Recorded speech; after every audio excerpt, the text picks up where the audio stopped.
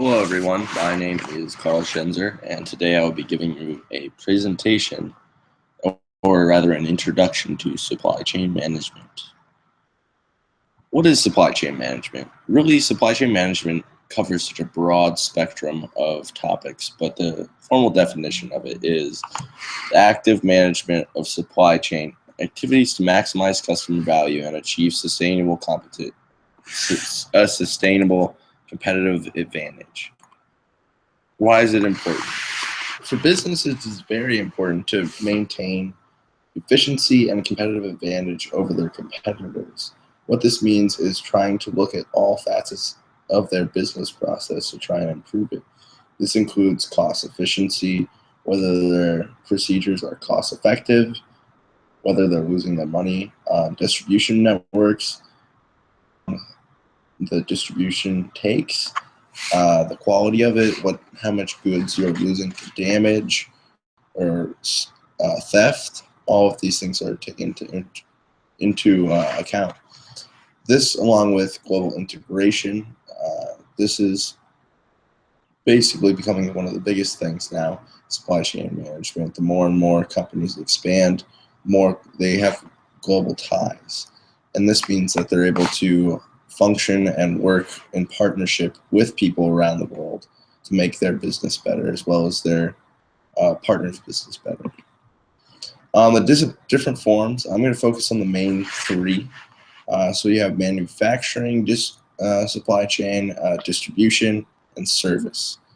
And these three are very different, and you might think that distribution is only a facet of supply chain, but it is actually its individual own type of supply chain. I'll go over that later. So the different parts of supply chain, as you can think about, it goes from supplier to manufacturer, distributor, retailer, and then it goes back home with the people who buy it. And there are many different steps along the way, and people and companies try and constantly make these steps easier and more fluid.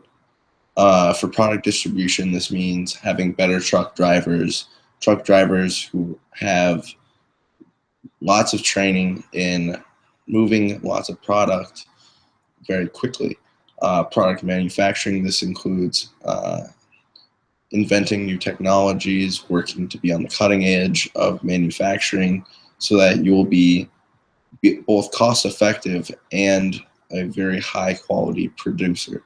Product retail. There are so many things that go into the retail, but some of the things you might not think about are store layout, product placement, advertising, even the way that things are shelved. The height of different products is all calculated and detailed in these business plans. And product supply, this is something that we don't often think about as individual consumers, but is one of the most important aspects of supply chain. The fact that you need to have a good raw material to start your process with, and that comes from the supplier. So I'm going to look at the human and the service industry versus the manufacturing industry and supply chain. So manufacturing is a lot of what we would think about when we think of supply chain. It is the more standard. You're going to manufacture a product, and then you're going to give it to you're going to give it to the retailer who's going to sell it to the customer, and you work with the retailer to get some of the profits back. Something that people don't think about is service industry, and this mainly goes with outsourcing or internal structures of a business. And what this is this is any point which you have a customer service opportunity. This means if customers want to know more about the product prior to buying it, after buying it, or during the buying process, you have to cover all your bases.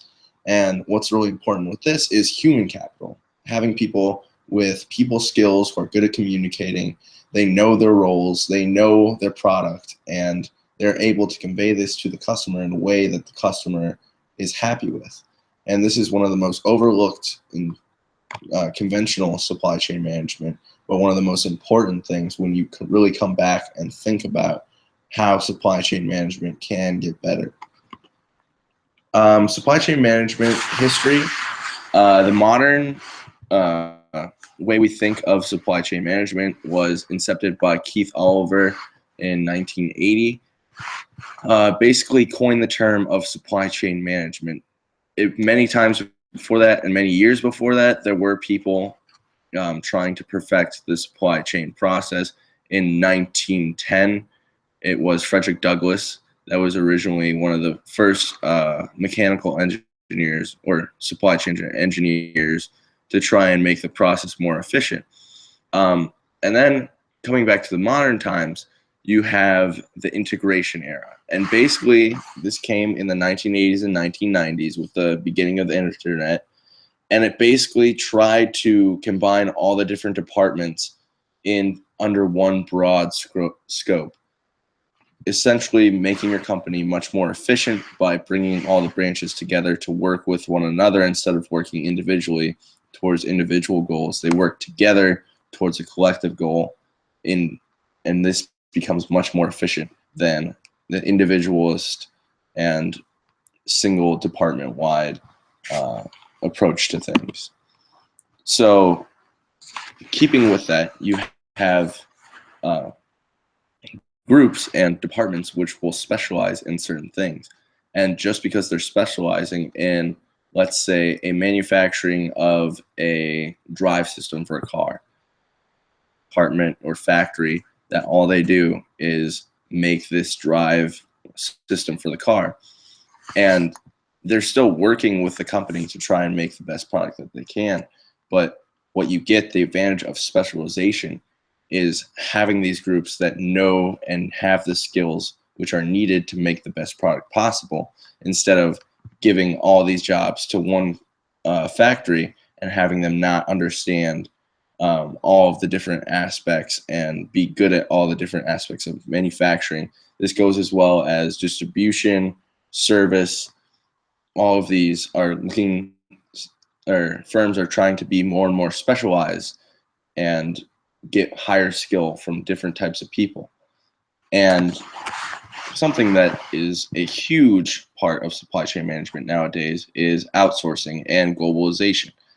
Basically, this means outsourcing can be any moving of work or manufacturing service to a different country across a national border to work in conjunction with your firm. This can be, the most common form of this is labor, moving a factory to a less high labor costing country. But then you also see this in the service industries when you have call centers abroad.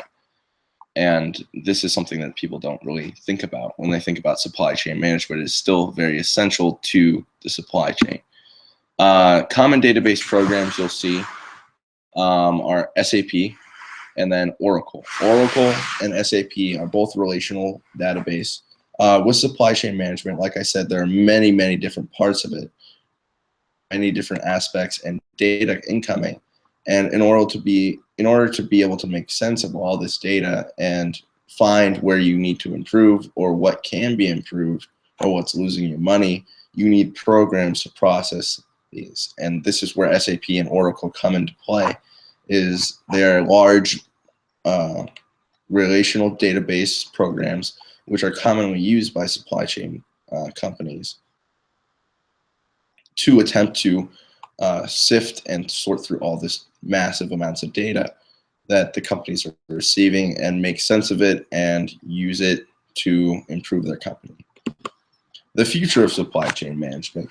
Like I said, specialization, thing that is becoming even more prevalent in supply chain.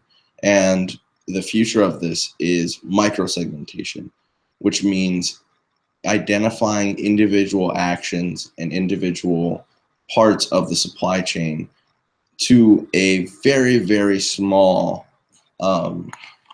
level. This could be anything from the fueling process and unifying or making it standard for where each truck will stop upon a route and how much they have time to fuel this type of thing. And this will cut off very small amounts of cost or time from the supply chain. But in the end, if you bring all those little tiny micro segments back together, you have a much more cohesive and efficient supply chain.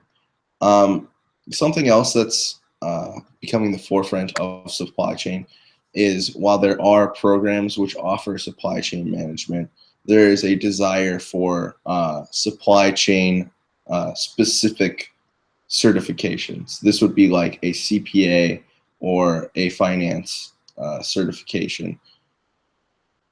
Something that would be not based on any one institution. It would be a third party that would be doing this, and this would essentially make it much easier for companies to sift through supply chain applicants and people who are trying to get these supply chain jobs. And they would have the skills needed by these companies to perform the jobs that they need to perform. But overall, I hope you learned a lot. Just keep in mind that supply chain is a very, very broad spectrum topic. And I only covered a small amount. I tried to cover the important bases today, but still, there are many things which I did not cover, which you will eventually learn. But for now, I hope that I helped you learn a little something new about supply chain management. Thank you for listening. My name is Carl Schenzer. Have a nice day.